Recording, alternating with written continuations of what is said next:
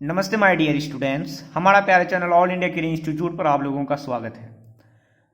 बच्चों, जैसे कि हम लोग जानते हैं कि मैं नीट ड्रॉपर्स के लिए पढ़ा रहा हूं, जो नीट में ड्रॉप लिए हैं और 360 में 360 बायोलॉजी में लाना चाहते हैं, तो वो उसके लिए ये प्लेटफॉर्म बहुत अच्छा है। हमारा चैनल में उसका बहुत बहुत स्वागत है। और जो अभी अभी न्यू 11th में आए हैं बच्चों, वो भी इस लेक्चर को ले सकते हैं। बहुत अच्छा है, आपको समझने में कोई दिक्कत नहीं होगी। मैं इस तरह से समझाता हूं कि किसी को भी समझ में आ जाएगा। अगर आपसे जो जूनियर 10th वाले हैं वो भी अगर पढ़ेंगे तो वो भी समझ जाएंगे। तो यहाँ पे आपको लेक्चर के साथ साथ नोट्स भी बनाया मिलता है, कोई दिक्कत नहीं। मैं हर एक एक पॉइंट को समझा भी देता हूँ, इसलिए समझने में कोई दिक्कत नहीं है। आप मेरे लेक्चर खत्म होने के बाद उस टॉपिक से रिलेटेड अगर क्वेश्चन भी बनाएंगे किसी भी मॉड्यूल से, किसी भी बुक से, तो बनेगा, यह दावा है मेरा। तो देखिए बच्चों, मैं अभी तक ह्यूमन फिजियोलॉजी का जो यूनिट 5 है एनसीईआरटी का, 11th क्लास का जो एनसीईआरटी का बुक है, उसमें यूनिट 5 जो कि ह्यूमन फिजियोलॉजी है, उसमें मैंने एक चैप्टर पढ़ाया, डाइजेशन एब्जॉर्प्शन, कंप्लीट है, जो अपलोड कर दिया सारा लेक्चर मैंने अपने चैनल पर। ये दूसरा चैप्टर मैं पढ़ा रहा हूं, breathing and exchange of gas, या जिसको रेस्पिरेशन भी बोलते हैं आमतौर पर। अभी तक मैंने इस चैप्टर का 9 लेक्चर बना चुका हूं, 9 लेक्चर। तो लास्ट लेक्चर 9th लेक्चर में मैंने एक बहुत बढ़िया टॉपिक पढ़ाया था, जिससे अक्सर तर क्वेश्चन आता है, ऑक्सीजन हीमोग्लोबिन डिसोसिएशन कर्व, या उसी को सिग्मोइड कर्व, या उसी को बोर्स इफेक्ट बोलते हैं। बहुत अच्छे से बताया था। ग्राफ एनसीईआरटी में जो आपका ग्राफ है, उसको मैंने एक समझा दिया कि एक्चुअली में ये ग्राफ कहना क्या चाहता है, जो एस शेप का था। वो जो सिग्मोइड कर्व है, वो जो ग्राफ है, वो राइट की तरफ शिफ्ट होता है तो मतलब क्या, लेफ्ट की तरफ शिफ्ट होता है तो मतलब क्या, बोर्स इफेक्ट क्या होता है, हेल्डन इफेक्ट क्या होता है, सारा चीज को मैंने डिटेल से समझाया। क्यों होता है, नहीं होता है, सब कुछ मैंने बताया है उस लेक्चर में, 9th लेक्चर में। ये अगला लेक्चर यानी 10th लेक्चर है बच्चों आपके लिए, जिसमें मैं पढ़ाऊंगा ट्रांसपोर्ट ऑफ CO2। मैंने लास्ट लेक्चर में ट्रांसपोर्ट ऑफ, मतलब लगभग 8th लेक्चर में मैंने ट्रांसपोर्ट ऑफ ऑक्सीजन बताया था। अब है दूसरा transport of CO2, carbon dioxide का ट्रांसपोर्ट कैसे होता है। ठीक है, देखिए बच्चों, कार्बन डाइऑक्साइड का ट्रांसपोर्ट जो होता है, 23% कार्बन डाइऑक्साइड कार्बा अमीनो हीमोग्लोबिन के फॉर्म में ट्रांसपोर्ट होता है। कार्बा अमीनो हीमोग्लोबिन मतलब जब कार्बन डाइऑक्साइड हीमोग्लोबिन से जुड़ जाता है तो निर्माण करता है कार्बा अमीनो हीमोग्लोबिन, HbCO2। Hb मतलब हीमोग्लोबिन, CO2 मतलब कार्बन डाइऑक्साइड, दोनों मिल गया तो मतलब कार्बा अमीनो हीमोग्लोबिन। तो 23% कार्बन डाइऑक्साइड हीमोग्लोबिन के साथ, मतलब कार्बा अमीनो हीमोग्लोबिन के फॉर्म में ट्रांसपोर्ट होता है। किसके थ्रू? आरबीसी के थ्रू। हीमोग्लोबिन के साथ मतलब हीमोग्लोबिन से ना जुड़ा तो हीमोग्लोबिन कहां होता है? आरबीसी। यानी आरबीसी के थ्रू कार्बन डाइऑक्साइड, कितना परसेंट कार्बन डाइऑक्साइड होता है transport? 23%। Clear? 70% carbon dioxide bicarbonate ions के फॉर्म में ट्रांसपोर्ट होता है, HCO3-। ठीक है, बाइकार्बोनेट आयंस। ये बाइकार्बोनेट आयंस जब ये किसके थ्रू होगा ट्रांसपोर्ट? प्लाज्मा के थ्रू। जैसे ही ये बाइकार्बोनेट आयंस प्लाज्मा में आता है, इन प्लाज्मा में आता है, तो प्लाज्मा से मैं इसको मुलाकात होती है किससे? सोडियम आयन से। तो ये बाइकार्बोनेट आयन सोडियम आयन से जुड़ जाता है, मिल जाता है, और मिलकर सोडियम हाइड्रोजन कार्बोनेट, या इसी को बाइकार्बोनेट कहते हैं, प्लाज्मा में बाइकार्बोनेट बन जाता है। और फिर ये बाइकार्बोनेट के फॉर्म में, बाइकार्बोनेट के रूप में प्लाज्मा के थ्रू 70%, कितना परसेंट? 70% कार्बन डाइऑक्साइड ट्रांसपोर्ट होता है। क्लियर हुआ? 70% कार्बन डाइऑक्साइड बाइकार्बोनेट आयंस बना लेता है और फिर ये प्लाज्मा में जाकर सोडियम से मिल जाता है और मिलकर सोडियम बाइकार्बोनेट के फॉर्म में ट्रांसपोर्ट होता है 70% कार्बन डाइऑक्साइड। क्लियर बच्चों? बचा और कितना? 7% कार्बन डाइऑक्साइड प्लाज्मा में घुल जाता है, डिसॉल्व हो जाता है और डिसॉल्व होकर प्लाज्मा के थ्रू 7% कार्बन डाइऑक्साइड ट्रांसपोर्ट होता है। क्लियर बच्चों? इसका मतलब यहां भी प्लाज्मा के थ्रू सोडियम हाइड्रोजन कार्बोनेट या सोडियम बाइकार्बोनेट के रूप में 70% कार्बन डाइऑक्साइड और यहां भी 7% कार्बन डाइऑक्साइड प्लाज्मा में घुलकर, यानी प्लाज्मा के थ्रू कार्बन डाइऑक्साइड कितना परसेंट टोटल ट्रांसपोर्ट करता है? तो हमने लिख दिया है 77%। तो प्लाज्मा के थ्रू प्लाज्मा के थ्रू कार्बन डाइऑक्साइड 77% ट्रांसपोर्ट करता है। क्लियर बच्चों? अब आते हैं मेन मैकेनिज्म में, कैसे कैसे आखिर कहां कहां जुड़ता है। मैं तो ये तो रटाया मैंने लिखा दिया कि कितना परसेंट किसके रूप में और किसके थ्रू ट्रांसपोर्ट होता है। तो चलिए बच्चों आगे हम लोग पढ़ते हैं।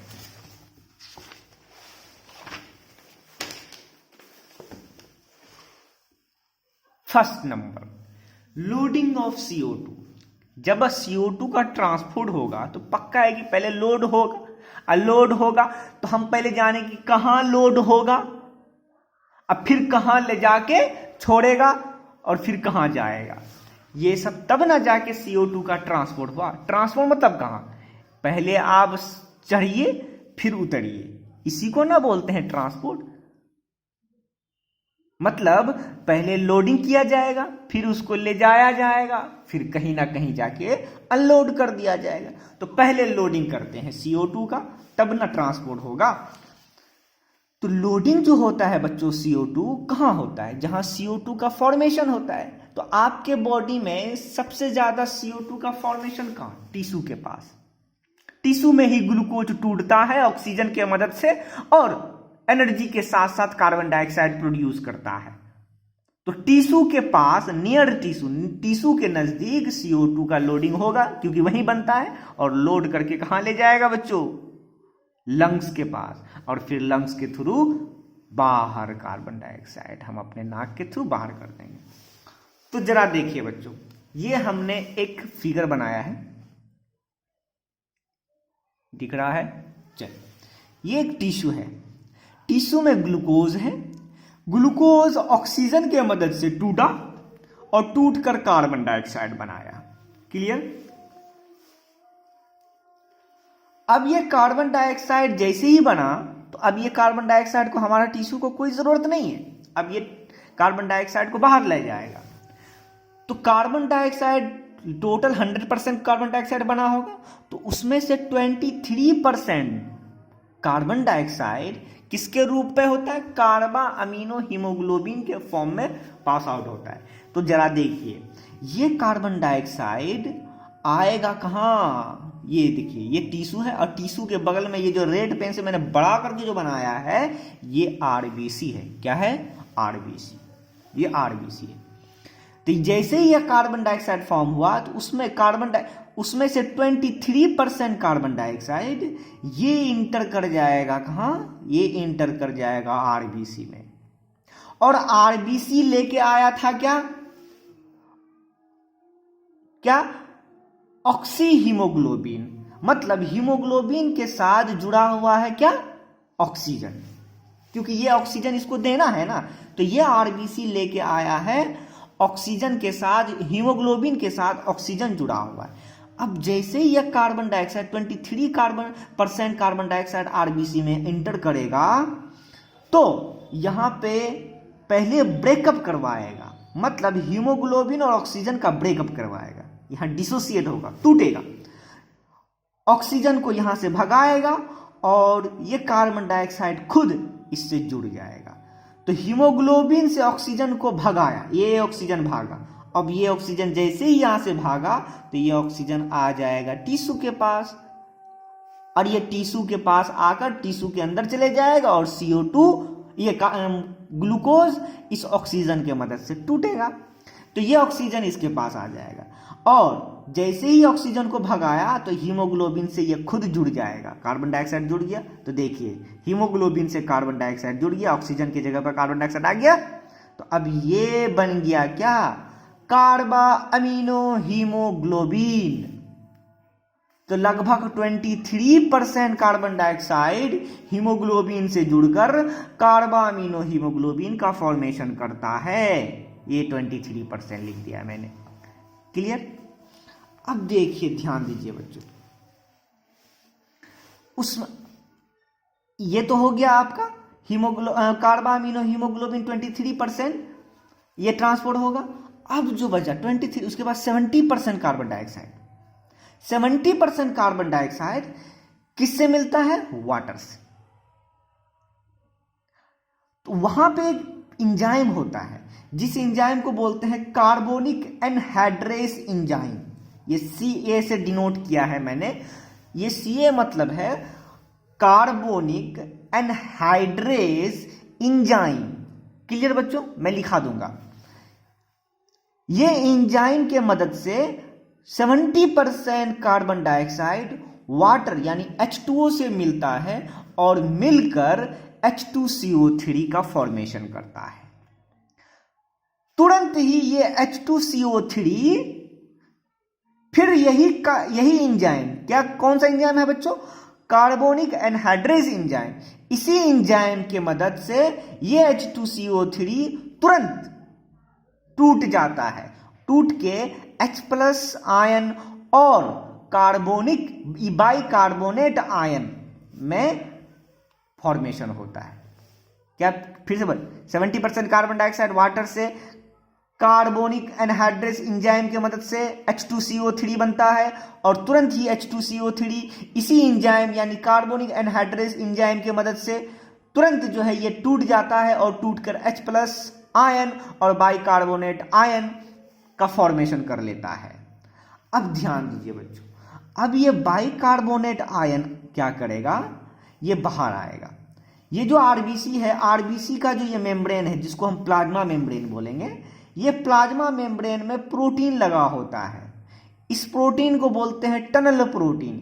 ये टनल प्रोटीन के द्वारा, टनल प्रोटीन, 2 गो टनल प्रोटीन है, तो इसमें से दोनों में से एक टनल प्रोटीन के द्वारा ये बाइकार्बोनेट आयन बाहर निकल जाता है और बाहर निकल के प्लाज्मा में सोडियम से मिल जाता है। अभी बताया था मैंने, सोडियम से मिल जाता है और सोडियम से मिलकर सोडियम बाइकार्बोनेट का फॉर्मेशन करता है, और इस तरह से 70% कार्बन डाइऑक्साइड सोडियम बाइकार्बोनेट के फॉर्म में प्लाज्मा के थ्रू ट्रांसपोर्ट होता है।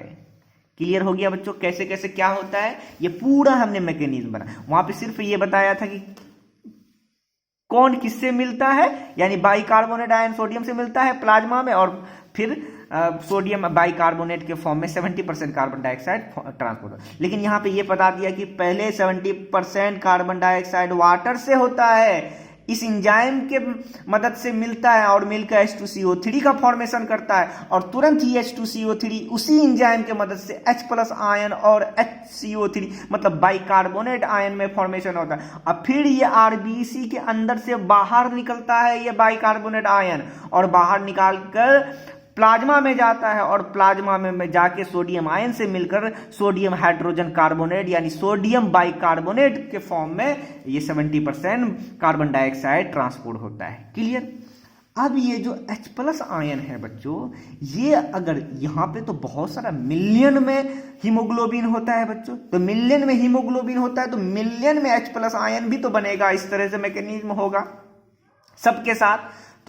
अब जब सबके साथ मिलियन में जब हाइड्रोजन आयन का फॉर्मेशन होगा तो ये H+ आयन बाहर तो नहीं निकाले आप, ये तो बहुत सारा जमा हो जाएगा आरबीसी के अंदर। तो H+ आयन का कॉन्सेंट्रेशन बढ़ेगा तो वहां तो मीडियम, एसिडिक मीडियम हो जाएगा ना, तो फिर वहां पे दिक्कत है, तब तो आरबीसी के लिए बहुत खतरनाक चीज है। इसी वजह से क्या करता है बच्चों, ये H+ आयन, तो यहां पे तो मैंने एक हीमोग्लोबिन की बात की ना, तो यहां पे तो अनेक प्रकार का हीमोग्लोबिन टूटता है ना, तो अब यहां पे देखिए बच्चों, अनेक प्रकार का ऑक्सी हीमोग्लोबिन होता है, बहुत सारा अनेक प्रकार, सॉरी बच्चों, अनेक प्रकार का नहीं, नंबर मतलब बहुत सारे संख्या में ऑक्सी हीमोग्लोबिन आता है। तो उसमें से कुछ हीमोग्लोबिन ये कार्बन डाइऑक्साइड से जुड़कर कार्बा अमीनो हीमोग्लोबिन बनाया, लेकिन उसमें से कुछ ऑक्सी हीमोग्लोबिन, ये जो H+ आयन का फॉर्मेशन होता है, ये H+ आयन क्या करता है कि इस ऑक्सी हीमोग्लोबिन से ऑक्सीजन को डिसोसिएट, तोड़ता है, इस दोनों की ब्रेकअप करवाता है, और ब्रेकअप करवाकर ऑक्सीजन को भगा देता है, और यहां से ऑक्सीजन को भगाकर खुद H+ आयन इस हीमोग्लोबिन से जुड़ जाता है, और हीमोग्लोबिन से ये H+ आयन जैसे ही जुड़ता है तो बनाता है HB, और ये ऑक्सीजन टूट कर निकल के आरबीसी से बाहर होके फिर ये टिश्यू के पास चले जाता है, और टिश्यू के पास जैसे ही जाता है फिर ये ग्लूकोज को तोड़कर कार्बन डाइऑक्साइड का फॉर्मेशन और एनर्जी का फॉर्मेशन करता है। तो चलो यहाँ तक तो बात है। तो ये हीमोग्लोबिन, तो उसमें से कुछ ऑक्सी हीमोग्लोबिन क्या करता है, H+ आयन की मदद से टूटता है और ऑक्सीजन का प्रोड्यूस करता है और खुद बनाता है क्या, HB। ये HB को ही हम बोलते हैं हीमोग्लोबिनिक एसिड। क्या बोलते हैं बच्चों, हीमोग्लोबिनिक एसिड। अब ये बताइए बच्चों कि ये जो ऑक्सी हीमोग्लोबिन है, आखिर इसकी ही तो मदद से इस H+ आयन का कॉन्सेंट्रेशन घट रहा है।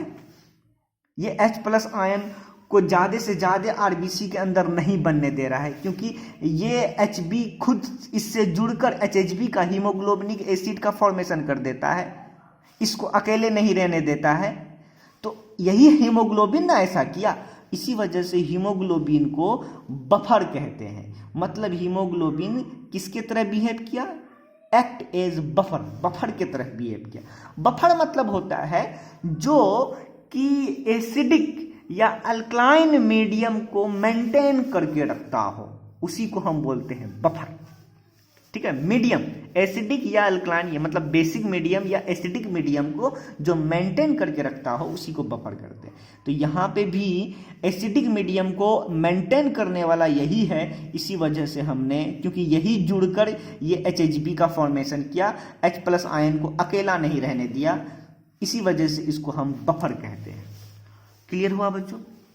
अब यहां पे देखिए, ये जो बाइकार्बोनेट आयन बाहर निकला, तो ये आयन जैसे ही बाहर निकलेगा ढेर सारा मात्रा में निकलेगा, तो आरबीसी के अंदर आयंस का मतलब चार्ज का उथल पुथल हो जाएगा, मतलब ऊंची नीच, मतलब घट जाएगा ना, जाहिर सी बात है घट जाएगा। तो चूंकि आरबीसी के अंदर चार्ज मेंटेन रहे, उसके अंदर आयंस मेंटेन रहे, इसी वजह से होता क्या है, बाहर से क्लोराइड आयन इस दूसरे वाले टनल प्रोटीन के थ्रू आरबीसी के अंदर जाता है, इसके बदले में ताकि आरबीसी के अंदर चार्ज मेंटेन करने के लिए ये क्लोराइड आयन, क्योंकि ये बहुत ज्यादा निकला तो अब तो वहां पे मेंटेन नहीं रह पाएगा ना, इसी वजह से इसकी पूर्ति करने के लिए क्लोराइड आयन बाहर से इस टनल प्रोटीन के थ्रू आरबीसी के अंदर जाता है और फिर चार्ज को मेंटेन करने, पोटेंशियलिटी को मेंटेन करता है उसके अंदर की। ठीक है, तो इसी क्लोराइड आयन का ये शिफ्टिंग होता है, मतलब आरबीसी के अंदर जाता है बाहर से, इसीलिए इसको हम बोलते हैं क्लोराइड शिफ्ट।